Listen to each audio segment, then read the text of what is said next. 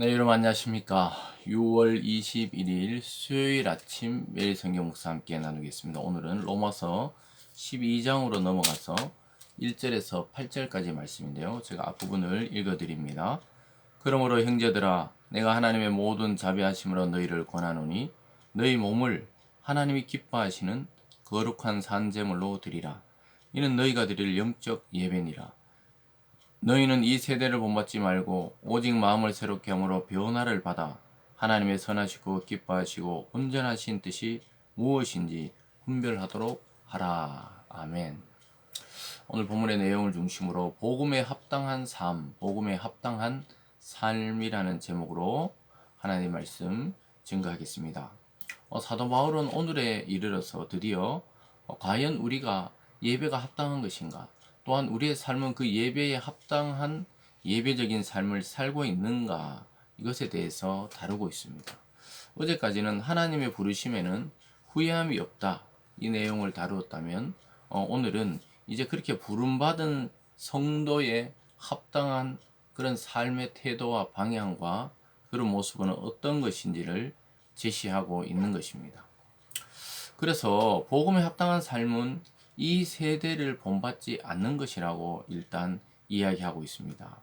2절을 보면요, 너희는 이 세대를 본받지 말고, 여기서 이 세대라는 것은 그럼 우리가 전혀 이 세상의 학문이나 문화나 또는 이 세상의 가치관이 전혀 필요 없다, 이런 것을 말하는 것이 아니라 하나님의 나라와 세상 나라를 대조할 때 등장하는 것입니다. 그래서 이 세대라는 것은 우리가 주로 그 시대의 유행이나 또는 흐름이나 이런 것에 따라서 신앙을 희석시키거나 또 신앙을 포기하지 말라는 겁니다. 흘러 떠내려가지 않도록 이 세대 유행이란 것은 지나가는 것이죠.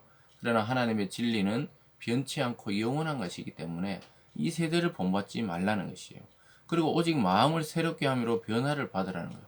마음으로부터 변화가 일어나서 이 행동으로 옮겨지게 되는 것이죠. 그래서 마음으로부터 새롭게 함으로 변화를 받으라는 거예요. 그 변화를 받는 기준이 뭡니까? 하나님의 선하시고 기뻐하시고 온전한 뜻이 무엇인지 분별하는 것이 기준입니다. 하나님이 선하게 생각하시는 것, 하나님이 기뻐하시는 것, 하나님이 나를 향한 또 이 시대를 향한 온전한 뜻은 무엇인지 분별하도록 하는 것이 이 세대를 본받지 않는 자의 삶이라고 이야기하고 있습니다. 한마디로 하면은 이 영적인 통찰력을 가지고 이 세상을 바라봐야 한다는 것이죠. 그냥 이 세상의 가치관으로 하나님의 나라를 쳐다보고 하나님 말씀을 읽을 것이 아니고 하나님의 이 말씀과 이 사상과 이 통찰로 세상을 진단하고 바라봐야 한다는 것이죠. 그런 것이 진정한 예배라는 것입니다. 1절로 다시 가면요. 그러므로 형제들아, 내가 하나님의 모든 자비하심으로 너희를 권하노니 너희 몸을 하나님이 기뻐하는 거룩한 산제물로 드리라. 이는 너희가 드릴 영적 예배니라. 진정한 예배는 우리의 몸을 하나님이 기뻐하는 거룩한 산제물로 드리는 것이죠. 구약의 제물들을 제단 위에 올려놓고 하나님께 불태우듯이 우리의 온전한, 여기에 너희 몸이란 건 온전한 삶이라고 볼 수 있어요. 우리의 삶을 하나님이 기뻐한 거룩한 산제물로 제단 위에 올려드리라는 거예요. 그래서 저와 여러분의 이 삶이 하나님의 선하시고 기뻐하시고 온전한 뜻을 구별하며 살아가는 것이 영적인 예배라는 거예요. 우리가 영적이다, 육적이다 이렇게 표현하는데 이 다른 번역에 보면 이것이 합당한 예배라는 거예요. 하나님 원하시는 합당한 예배는 우리가 공적 예배만 잘 드리는 것이 아니라 우리가 개인적으로 살아가는 삶의 구석구석 또 상황마다 내 의지와 뜻이 아니고 세상의 문화가 아닌 하나님의 말씀을 따라 분별하며 살아가는 것이 진정한 영적 예배요 합당한 예배라고 말씀하고 있습니다. 그러면서 오늘 두 번째로는 신자의 새로운 삶에 대해서 이제 나열하고 있습니다. 그 3절 이하에서 8절까지가 그 내용인데 천천히 한번 읽어봅니다. 내게 주신 은혜로 말미암아 너희 각 사람에게 말하노니 마땅히 생각할 그 이상의 생각을 품지 말고 오직 하나님께서 각 사람에게 나눠주신 믿음의 분량대로 지혜롭게 생각하라. 아주 중요한 말씀이 나오고 있습니다. 믿음의 분량대로 각 사람에게 나누어졌다는 거예요. 그래서 여러분 누구와 닮거나 누구를 따라할 필요가 없는 세계예요. 하나님의 세계는 하나님 안에서 각 사람이 주신 그 믿음의 분량대로 하면 되는 거예요. 억지로 막 남들이 봉사를 뭐 10시간 하니까 나도 뭐 10시간 하겠다. 도저히 환경이 그래 안 되는데 그것을 따라하면 은혜도 안 되고 기쁨도 없고 의무감만 낳고 나중에 결국 오래 하지를 못해요. 그래서 자기 믿음의 분량대로 하면 돼요. 교회에 대한 봉사도 전도도 헌금도 자기 믿음의 분량대로 하는 것이지 누구를 따라서 나도 저렇게 해야 되겠다. 물론 신앙의 도전을 받는 것은 중요하지만 경쟁을 하거나 시기의 마음으로 그럴 필요는 없다는 것이죠. 그래서 하나님의 나라, 하나님의 세계는 각자가 말씀을 듣고 은혜 받은 만큼 자기가 깨달은 만큼 행동하는 것이 하나님의 나라라는 것이죠.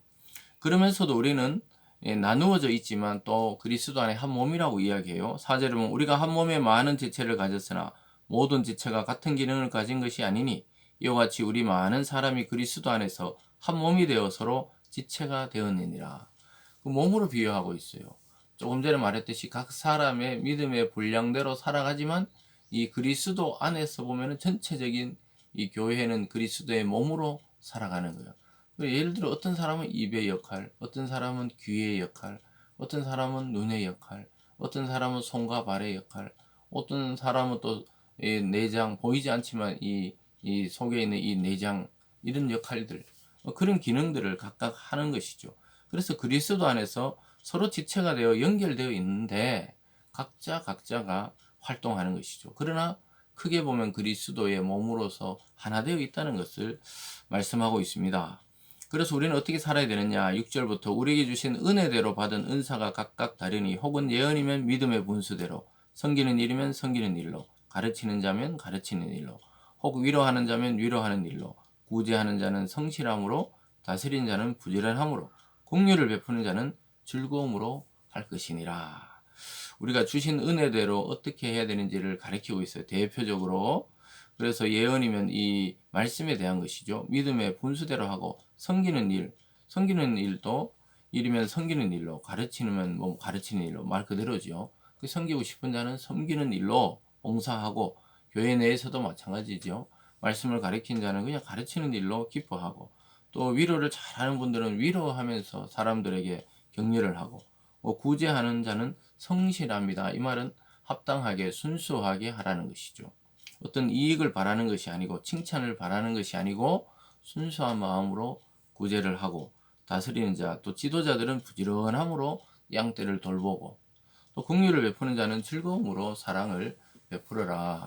그러니까 이게 한 몸의 다른 지체가 각자 역할을 원활히 하면 결국 온 몸은 건강한 모습으로 성장하고 유지되는 것이죠.